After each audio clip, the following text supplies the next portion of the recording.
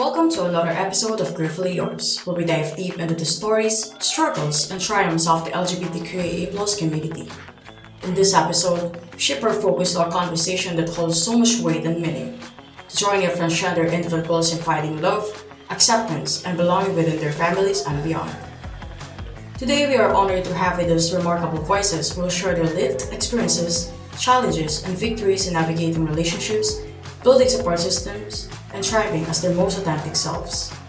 Through their stories, we hope to break barriers, challenge misconceptions, and foster greater understanding of what it really means to be trans and thriving. Join us as we explore the power of love, the impact of acceptance, and the importance of creating a world where every individual, regardless of a gender identity, feels seen, heard, and valued.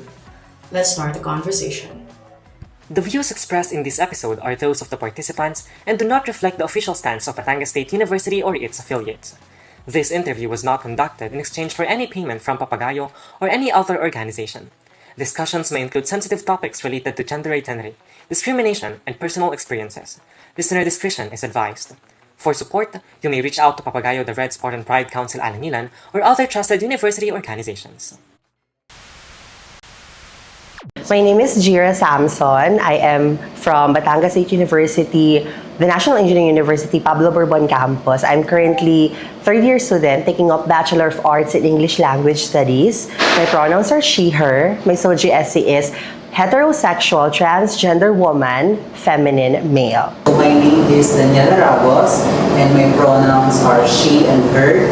And currently, I am taking Industrial Engineering at the Batangas State University, the National Engineering University. And my SOGI is, my sexual orientation is heterosexual. My gender identity is that I am a proud trans woman and I express myself in a feminine way. I'm Engineer MJ Taguba from Department of Mechanical Engineering. So my pronoun is she and her. And my social is a trans woman. Kailan mo unang na-realize ang tunay mong identity at paano nagsimula ang journey mo bilang isang trans? Maraming rhetoric na kumakalat ngayon sa ating community na at a young age, dapat alam mo na daw yung sarili mo and you have come up with the established identity all by yourself. Pero bilang isang queer individual, tayong lahat as queer individuals, mahirap natin siyang i-navigate as quick as that. Kasi ang dami nating self-exploration and identity crisis na kailangang pagdaanan until we have established ourselves na, ito ako. On my end, I realized that I am a transgender woman way back pa, when I was in elementary. Pero hindi ko siya masyadong magets kasi hindi pa naman ako fully introduced sa konsepto ng ano nga ba yung transgender woman. And tayo sa Philippines, kulong tayo sa konsepto na kung hindi ka lalaki at hindi ka babae, bakla ka. So initially, I started boxing myself sa term na bakla ako. But then again, introducing the concepts of transgender individuals, dun ko mas naintindihan na, dito pala ako papasok. Babae pala ako, hindi pala ako bakla. Pwede pala akong mag-identify ng sarili kong pagkatao nang hindi iniisip kung ano ba yung binary spectrum na meron tayo na binuo ng society para sa atin. And I've come with the realization na I am fully a woman nung nagkaroon ako ng mga visuals na nakikita ko na sa social media na the transgender individuals are now mainstreamed in different aspects of media. Nandyan sa broadcasting, nandyan sa television, social media-wise, and even sa radio and sa newspapers, nakikita na natin na transgender individuals are there and is present from the very beginning. So I think bata pa lang ako na feel ko na I am in the wrong body. So siguro, like bata pa lang ako, alam ko na agad na merong parang naiiba, pero hindi naman naiiba, siguro parang mas makulay lang ako sa iba. Ganun yung nafe-feel ko. And mas na-realize ko na, like yung transition process, na-realize ko siya nung nanonood ako na Super Serena that time sa Itbulaga. So, ang dami ko nakikita doon na ang gaganda nila, like, mas na-inspire ako, mas na-motivate ako na, ay, pwede pa lang maging ganito, pwede pa lang mapakita ko yung totoong kulay ko, para mas mag-shine ako. So, ayun, doon siya nagsimula sa parang super serena journey ko na nanonood ako sa Itbulaga. And ayun, na-realize ko na parang wala naman parang mali na parang pwede kong mas ma-express yung sarili ko. Sila nga nasa TV, di ba? So parang na-motivate ako na baka in the future, pwede rin akong mapunta sa ganung situation. Na-realize ko yung identity ko nung pandemic era. So, di ba wala tayong ginagawa, ganyan. So, ayun, then na-realize ko parang feel ko na naman dati na parang trans pa lang. So, doon ko na siya talaga finally embrace nung time na yun. So, doon din ako nag-start with transition. Ano ang pinaka-challenging na bahagi ng journey mo at paano mo ito na-overcome? Mayroon bang particular na support system o advocacy na tumutulong sa'yo? So, pinaka-challenging, actually ako kasi hindi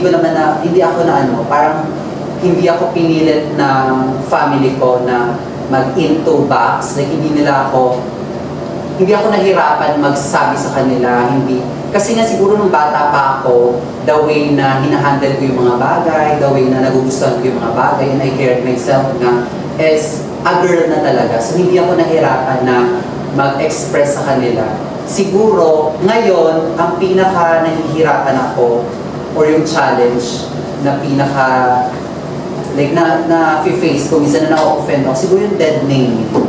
Like, parang tinatawag pa rin ako sa name na ganito. Pero, like, friends. Kasi, di ba, sinabi ko na sa kanila na ito yung name ko, then, parang, ganito pa rin yung ginagamit nilang name sa akin. So, ayun yung challenge. And at the same time, yung hindi talaga lahat kayang i-please. Lahat ng tao nasa paligid mo, parang hindi ko kaya lahat na i-educate sila na sa magandang paraan.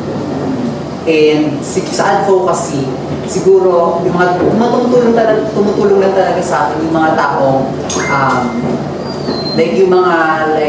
transformational na mga leader din sa mga trans women din na parang nakikita ko sa social media na they are doing their life na ganito, hindi sila nahihiya na ipakita talaga yung sarili nila.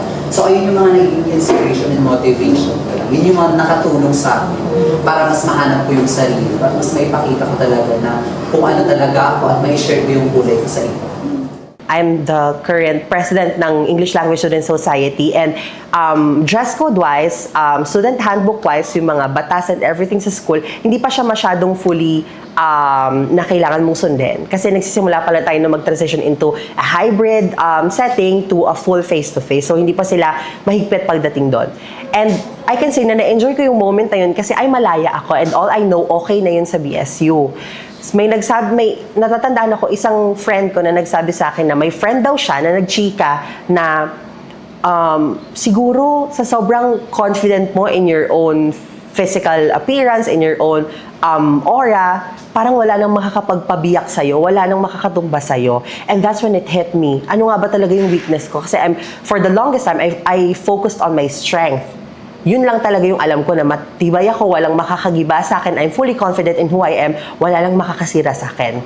Not until nagbaba ang BSU na they will retain and strictly na ipapagpatuloy yung retainment ng old dress code policy. And that's when it hit me na, ay, may kalaban pala ako, nauuga na ako ganun ang level na akala ko for the longest time ang strong ko, ito pala yung downfall ng isang Jira Samson. Dito pala siya babagsak. And yun yung pinaka-challenging na journey ng aking transition and my academic and professional life. Kasi it really did something in me na nauga talaga ako, nag-shift talaga yung buong buhay ko in a way na parang, ano na, what's next? Ano na yung sunod mong eksena? Paano ko siya na-overcome? And kung mayroon akong particular na support from the advocacy or someone na nag-help sa akin, definitely. Wagaywa Equality, I consider this organization as my family, my home, my support system, and my heaven in a way. Kung wala sila, I don't think nandito pa rin ako ngayon. I'm talking about ending my own life with that specific challenge na para kasi hindi ko na alam kung anong intervention ko. But then Wagaywa Equality really did support me all throughout, overcoming my mental instability because of what happened, capacitating me in a way na kaya kong ipagtanggol yung buong community ko with our advocacy.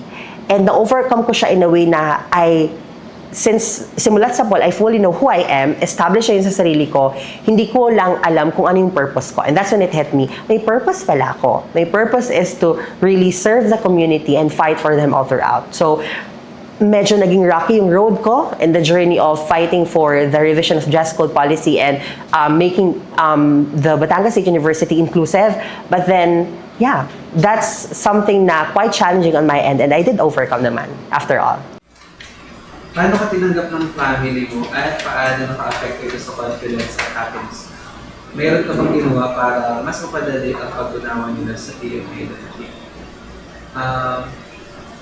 Actually, of course, kasi di ba, once you're accepted, parang mapipili mo na magiging masaya ka na lang. All throughout, kasi kahit anong gawin mo, wala kang iisipin na judgment kahit kanino pa yan. And usually, doon tayo nag-open up doon sa sarili natin, sa mga taong malalapit talaga sa atin. Diba? Kasi syempre, kapag may mga comments sila about sa'yo, yun yung talagang tutusok sa heart mo. So once naman na na-accept ka nila, ako kasi based sa experience ko din, sa nanay ko muna ako nag-open. So siya naman ay parang pabiro niya na sinabi niya, okay lang yung gusto naman yun. Pero deep inside, sa sarili mo na parang, may gala tagal mo siya pinatago. Tapos ay, in a span of ganung mga words lang, wala pang 3 minutes na conversation. Matatapos sa agad lahat ng mga burden na palagay sa likod mo din. So kaya for me is yun talaga. Doon mag-umpisa yung confidence mo. Kasi kapag mas nahal mo yung sarili mo, doon na siya mag-overflow. Nang hindi mo din alam na parang, relax ako yung confidence ko. Lagi nila sinasabi, di ba, mother knows best. Hindi ko na gawa pang ilihim sa mama ko kung ano ba talagang sino ako. In terms of the entire family, of course, hindi ko naman masasabi na I live in a very strict and religious family, but they are very devoted when it comes to religion. And as we all know, this context, our context as a transgender individual, hindi siya fully acclaimed when it comes to the religious matter. Na-navigate ko siya in a way na my mother is really, really supportive. Hindi niya ako iniwan all throughout, kahit ang dami kong narinig na certain criticisms among my family na since I am the only male born na magdadala daw ng apelido, unfortunately, I became a transgender woman on their end. Unfortunate yun. But on my end and on my mom's end, happy kami. And isa siya talaga sa tumanggap sa akin and hindi niya inuga ever yung confidence ko. In fact, siya pa ngayon nag-uplift sa akin. Kung wala siguro yung mama ko na sumusuporta sa akin as well as my sister, I don't think hindi ko mananavigate yung sarili kong identity and establishing who I really am. Parang hindi ko siya makikilala up until now. And meron akong ginawa para kahit paano ma-at ease yung pag-intindi nila sa transgender context. Bilang isa rin naman akong close sa family, hindi na ako nag-atubili at ipinaliwanag ko sa kanila kung sino ba ako. Hindi naman kami nagkaroon ng parang one-on-one talk na nakaupo. Pero from time to time, I educate them na this is who I am, hindi po ako bakla, wag niyo po kung tawagin bakla, babae po ako. And initially, syempre, paano nila yung tatanggapin, matatanda sila, hindi nila fully ma-absorb na, paano babae ka, lalaki ka nung pinanganak at saka M yung nasa PSA mo. Okay, gets ko po kayo dyan. But then, hindi ako tumigil na magpaliwanag sa kanila. And it really did help me na meron akong courage and strength to continue educating them. Kasi kung hindi din naman sa family magsisimula yung support, kanino pa? 'Di ba? So, happy ako na right now as of this moment, I think, fully tanggap naman ako ng family ko. And regardless of that, as long as my mother accepts me, okay na ako doon. May specific person o group or organization ba na sobrang nakatulong sa iyong self-acceptance? Nakikilahok ka ba ngayon sa mga initiatives para suportahan ng LGBTQIA+ community? So, specific person, siguro people. Kasi ang dami talagang like my friends, yung family ko nga rin. So, yung friends naman ang gusto kong like i-share na parang super swerte ko sa friends kasi minsan may mga time na like sa social media kasi like nung mga kasagsagan ng pandemic talaga kasi doon ako nag-start like mag-transition talaga, nagpo-post ako ng picture na naka-girl clothing, tapos parang siyempre ang dami nga dong, like may mga bad comments, and my friends talaga, they are, parang kino-correct nila yung mga tao sa comment section that time. And natutuwa ako sa ganun. Yun yung mga support systems ko siguro, yung family, friends, na feel ko talaga na safe ako and feel ko na maiintindihan nila ako na kapag kahit ang gulo-gulo na ng mundo, kahit hindi man ako matanggap ng buong mundo, alam ko na may mga tao na nandyan para sa akin. Kasi okay na sa akin yung isipin na hindi ako nag-iisa, na meron ako mga karamay. When we talk about organization that really did help me, as I said earlier, it's Wagaywa Equality talaga. And currently, I am working with the initiatives that fully support the transgender individuals, the key affected population affected by HIV, and nandun tayo sa advocacy line natin eh. And currently, I'm working with Equality Desk, a one-stop desk na nakalocate sa ating Batangas City Hall that addresses different services as well, just like sexual health, mental health, legal rights, and human rights, as well as socio-economic. So, yun yung mga activities na currently kinalalahukan ko na initiatives. And yeah, the organization, the family itself, they really did help me a lot. Gaano ka-importante ang love, whether from family, friends, or special someone, sa pagiging fulfilled at happy mo bilang trans? So, siguro, ako naman, pinuno naman talaga ako ng love ng family ko. So, importante siya sa akin kasi sila yung inuuwian ko. So, kahit anong mangyari, sila pa rin yung uuwian ko. Kaya mahalaga sa akin na mahal nila ako, tanggap nila ako sa kung sino ako. Kasi sa bahay naman nagsisimula ang lahat. So, kapag mahal ka ng family mo, mas hindi ka takot na ipakita sa iba din na kung ano ka talaga. Kaya ako hindi talaga ako takot na ipakita kung ano talaga ako sa ibang tao. Kaya mas, alam mo yun, parang naging social butterfly na ako minsan na parang nakapakita agad na ang confident ko. So nakaka-attract ako ng mga positive din ng mga tao. Like, sa friends nga, di ba? Super swerte ko sa friends. Kasi nga, ganun din ako. I have positive energy din and confident talaga ako. So, ayun siguro yung nagugustuhan sa akin ng mga tao. And Actually, yun pa lang, yung love syempre. Kasi di ba kaya nga parang sinasabi na yung nag-hype daw ng mga validity sa ibang tao din. So yung mga gano'n, hindi mo siya hanapin kung ikaw sa sarili mo ay alam mong mahal ka ng family mo. Diba? Well, of course, hindi mo naman syempre may iwasan na do I have someone para sa akin, para sa'yo, di ba? Maka-question mo yung sarili mo doon. Pero kapag ma-realize mo siya in a deeper sense na I have my family, I have my friends, ang dami mo na pagdaanan. So parang itong special na isang tao na to is needed pa ba siya? Diba? Kasi minsan pag mga someone lang yun na dadating ng mabilis, diba parang hindi siya masyadong nakaka-give. Kasi ang dami mo ng naging investment sa sarili mo para nag-invest ka pa ulit sa sarili. So mas mahalin mo na lang kung ano yung sino yung mas mahal sa'yo. Ano pinakamasayang moment sa journey mo na nagparamdam sa'yo ng full acceptance? Actually, nung nakahype ako ng mga companies na, kasi syempre ako yung engineer, and then nandito ako sa field ng education. Diba? So malaki siyang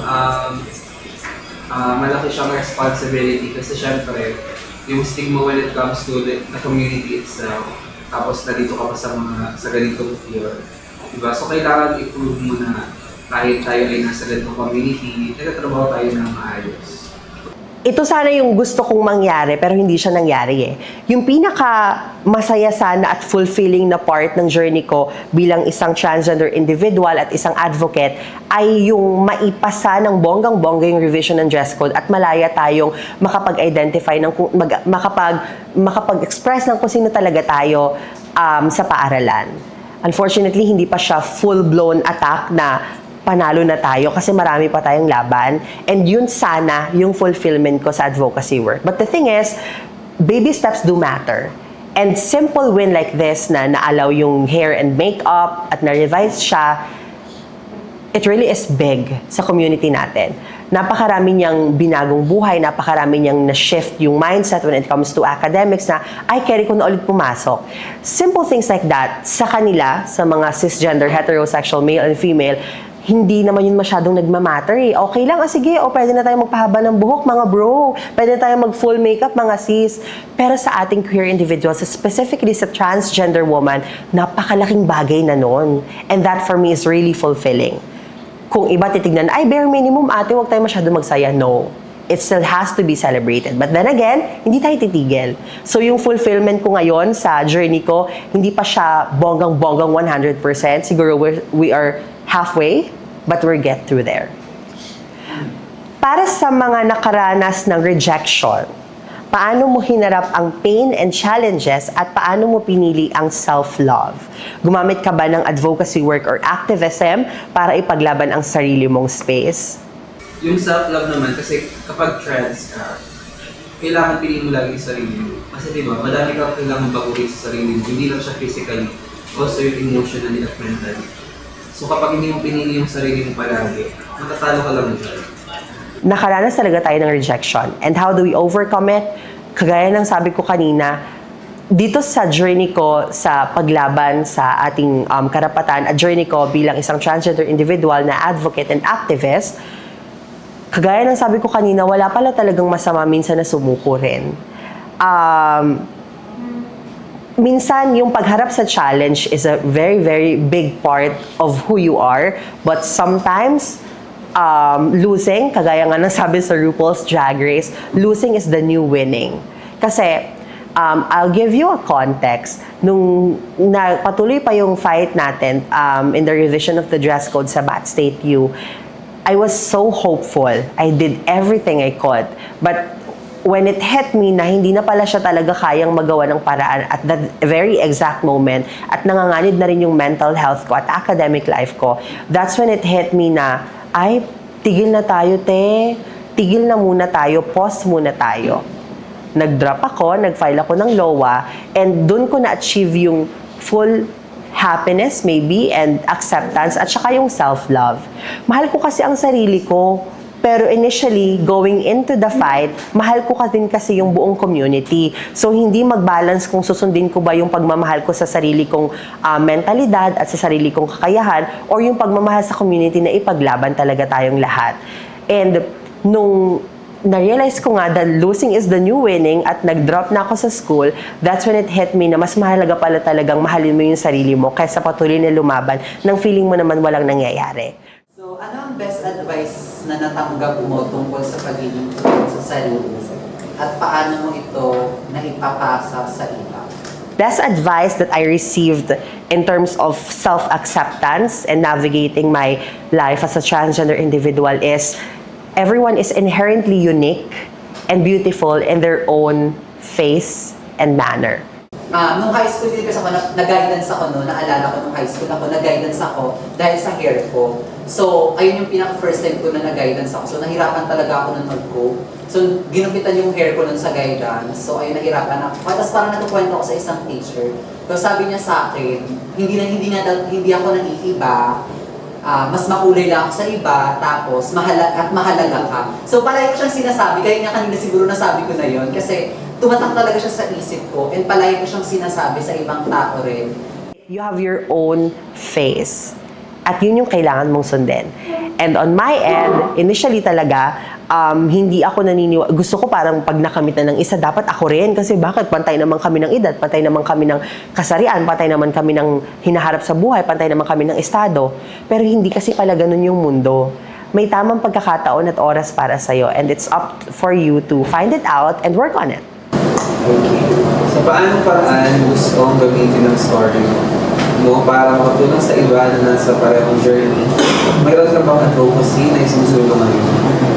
Ayan. So, since tayo ay mga, para dun sa mga students na nasa community, ang gusto ko lang, kung para maging inspiration, dahil ako ay professional mechanical engineer. So, ang gusto kong makita ninyo is kahit tayo ay nasa community na ganito, meron pa rin tayong puwang sa professional field.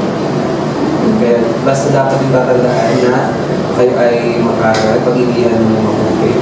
Para kung ano man yung nire-desire ng opportunity mo, kung gusto nyo maging professional is ma-achieve it. Gawin na siya hindi lang para sa sarili niyo, para rin sa family. We are working on our advocacy from time to time. We are posting things in social media, contents that can definitely inspire and relate others. And yun yung ginagawa ko ngayon. Patuloy lang yung advocacy work to inspire others. Social media is a powerful tool in sharing your experience and journey sa buong mundo at sa mga batang kagaya natin. And aside from that, of course, academic-wise, still present pa rin naman tayo sa school natin. Patuloy lang din yung pagbibigay natin ng mga advice kapag may nakikita tayong mga transgender individuals, sisters and brothers na naglo-look up sa atin. I don't see it as a responsibility, but I see it as somehow a motherly instinct na kailangan lagi ako may sinasabi sa kanila na words of wisdom pag nakikita ko sila. And yun lang naman. My story is mainstream naman, lalo na nung kaputukan ng dress code issue. And I think that speaks a lot about how we come up with a certain solution in our life that can inspire others. Ako talaga, pumayag ako na parang gusto ko talaga na pumunta sa, mag-share ng experience ko para ipakita yung side story na parang, kasi diba, hindi naman kasi lahat ng kung sa community natin nakakaranas ng mabilis na pagtanggap sa community, na sa mga family nila. So gusto ko na parang ipakita sa ilahat na parang katulad ng family ko, natanggap nila ako, minahal nila ako sa kung sino ako. So gusto kong ipakita yung positive side na parang kapag ni-normalize natin yung acceptance and love, hindi na magiging mahirap para sa mga katulad natin na parang ipakita kung sino talaga tayo at kung ano talaga tayo. Ayan. Ano ang mensahe mo sa kapwa mong trans individuals na maaaring nahihirapan pa sa kanilang journey at sa mga pamilya na nahihirapang tanggapin ang trans loved ones nila?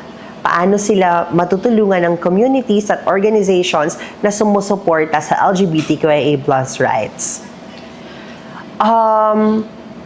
This is a message, and this goes to every single queer individuals here in the Philippines. I do not believe na hindi ka kayang tanggapin ng pamilya mo. Kayang-kaya kanilang tanggapin ng walang pag-aatubili at walang pag-iimbot. Darating ang araw na yon. Kung hindi ngayon, okay lang. Bigyan natin sila ng panahon. Kasi naniniwala nga ako dun sa konteksto na may narinig akong interview sa isang magulang, sa isang documentary na wala namang module at wala namang training kit na nagturo sa akin kung paano magpalaki ng isang queer na anak. Wala namang module at training kit at saka libro na nagturo sa akin kung paano magpalaki ng isang transgender na anak. Kasi napakaraming nagtuturo kung paano magpalaki at magbihis, magpakain, mag-aral at magturo ng babae at lalaki. Kasi 'di ba magkaibang konteksto 'yon. Pero wala kasi konteksto on how to navigate raising a transgender or queer child. And that's very, very valid. It goes beyond empath. Tayo din naman ay isang pamilya na naniniwala akong love transcends all. Regardless of who you are, mahal ka nila kasi pamilya ka nila at binuo ka nila sa mundo para mahalin. Nagkataon lamang na you're a queer individual. And kagaya nga ng sabi, hindi din naman nila alam kung paano and they are still navigating the world same as you. At naniniwala din naman ako na wala namang mahirap na pagtanggap Kailangan lang nito ng certain process kasi at the end of the day, love transcends all. So yeah, let's give them time, same as we give ourselves time to explore ourselves. Yun lang. And that is a message to queer individuals and their family. And communities, definitely, and organization Wagaywa Equality is here to inform and raise awareness to everyone, family members, friends, folks, and fans, na we are here to support and inform you about how you can navigate your world with co-creation of the LGBTQIA+ individuals. Nandito tayo at sama-sama tayo. In the infamous word of Sasha Colby, transgender woman goes to show that we are here past, present, and future, and we are not going anywhere. With the current political climate that we face now, erasing the diversity, equity, and inclusion, DEI, and the eradication of transgender presence in our world, it is really important for us to claim our space, affirm our words, and really did connect to other people na we are here, we are present, and we are queer. Hindi kami mawawala. Nandito lang kami. Always and forever. Gusto ko talaga super thank you talaga sa Papagayo kasi ayun, parang nabigyan ako ng chance na mag-share sa ating community and sa ating mga allies na ipalaganap talaga natin yung love and acceptance sa isa't isa. And gusto kong sabihin talaga sa lahat na parang ayun, hindi tayo nag-iisa. Maraming taong tutulong sa atin, maraming tao sa paligid natin na kailangan na talaga natin lapitan na magbibigay talaga sa atin ng ng parang, alam mo yun, ng thought na sana hindi ko na lang inisip dati na iba ako. Sana hindi ko na lang masyadong sinaktan yung sarili ko dati. Na parang, alam mo yun, parang pag nakilala mo yung mga tao na yun, may iiyak ka na lang kasi minsan may isip mo na, ay, siguro kung, like yung younger self mo, kung nakilala yung ganito mga tao, siguro, like parang super grateful niya. Kasi diba, like naranasan niya yung mga ganitong negative. Tapos, biglang paglaki mo, walang ka-idea yung self mo na parang may experience mo yung ganito na parang ang saya-saya niya sa feeling. So, ayun, sana sa younger self ko din, gusto ko rin sa kanya mag-thank you din. Kasi hindi siya nagtago, hindi siya natakot, at hindi siya nahiya. Diba? So, nandito ako, puno pa rin ako ng kulay, pinupuno ko ng pagmamahal, ng respeto, at ng acceptance, ng pagtanggap ng mga tao. So, ayun, parang sana ganun din yung mga young ones natin ngayon, like mga trans sisters na mga, like sa buong community natin naman, na parang hindi ka talaga nag-iisa, kailangan mo lang hanapin yung right circles mo, and kailangan mong umalis sa kung nasan ka. Kung hindi ka tanggap dyan sa kung nasan ka man, pumunta ka sa ibang lugar kasi may mahanap at may makikilala ka na tatanggapin at mamahalin. So ayun lang yung gusto kong sabihin sa inyo. And sana may nabigay ako sa inyo. And sana yung nabigay ko sa inyo, may bahagi nyo rin sa iba. Kasi yun naman magtulungan tayo na ipalaganap yung pagmamahal. Kasi ako, buong hope ko na darating yung panahon na magiging natural na lang yung ganito, magiging natural na lang yung community natin. And hindi na natin kailangan lumaban ng lumaban. Diba? Yung paglaban natin ngayon, magkakaroon yan ng produkto. At yung produkto na yun, yun yung mas makulay na mundo para sa atin. So para dun sa mga nahihirapan na mga trans sa kanilang journey, palagi mo na lang tatandaan na sarili mo lang yung laging nandyan para sumaport sa'yo. And meron din kayong mga trans sisters na mas nakakaintindi kasi pareho kayo na ipinaglalaban or ng situation na pinakaharap. Okay? Kasi minsan nga sinasabi nila kapag kayo ay yung birds with the same feathers flock together, yan, together. So, ayun, kumbaga parang kung sino yung mga kapareho mo ng mga layunin sa buhay, sila lang yung makaintindi sa'yo. So, lucky lang tayo pag meron tayong mga ally or family na talagang sumusuporta. Kumbaga parang, kung halimbawa naman yung family mo is hindi ka pa tanggap, at some point, siguro,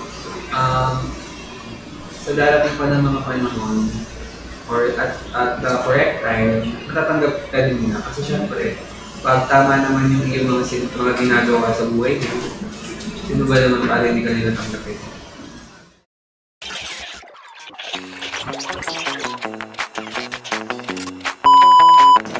Yeah, thank you so much po. Kapon ka. I love you, Ma'am Jana. Diyos ko. Eto na tayo.